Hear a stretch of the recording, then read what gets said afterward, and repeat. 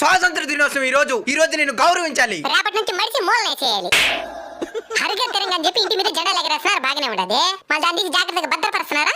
అంటే అది ఒరే, ఇన్ని సంవత్సరాలకు జెండా పని చేసుకున్నారు కదా, అసలేం నేర్చుకున్నారా? ఏమీ నేర్చుకునేరా?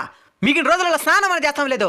జెండా పండుగ రోజు మాత్రం నీట్గా తలస్నానం చేసుకుని కొత్త బట్టలు వేసుకుని గుండెల పైన జెండా గుట్టుకొని జాతీయ జెండా ఎగరేసి జై హింద్ అంటాం. మళ్ళీ అట్టంత స్టేటస్ పెట్టి రచ్చ రచ్చ చేస్తాం. ఇది దేశభక్తి. Of course. ఒరే, మీరు మీకోసం మీ కుటుంబం కోసం కాకుండా ఈ దేశం కోసం ఏం చేసినారు చెప్పండి. ఓ 10 మందికి మీ వంతు సహాయం చేసినారా? పోనీ ఎవడని ఎరిగితే చూసి ఓర్చుకోగలుగుతున్నారా? పోనీ మీ చుట్టూ ఉన్న ప్రకృతినైనా సరిగ్గా చూసుకున్నారా? ఒక ముళ్ళు గుచ్చుకుంటేనే తట్టుకోలేరు మీరు. అలాంటిది ఎంతో మంది వాళ్ళ తలాలు తెంచుకుంటే కానీ మీకు ఈ స్వతంత్రం రాలేదు. దీన్ని సరిగ్గా ఉపయోగించుకోండి. ఈ రోజు మా మేనేజర్ సార్ లంచ్కి వస్తున్నాడు. వంట బాగా చెయ్యి. అంటే ఇన్ని రోజులు బాగా చేయలేదని ఆ నిజాలని ఇప్పుడు అనవసరం, ముందు వంట చెయ్యి. సరేలే.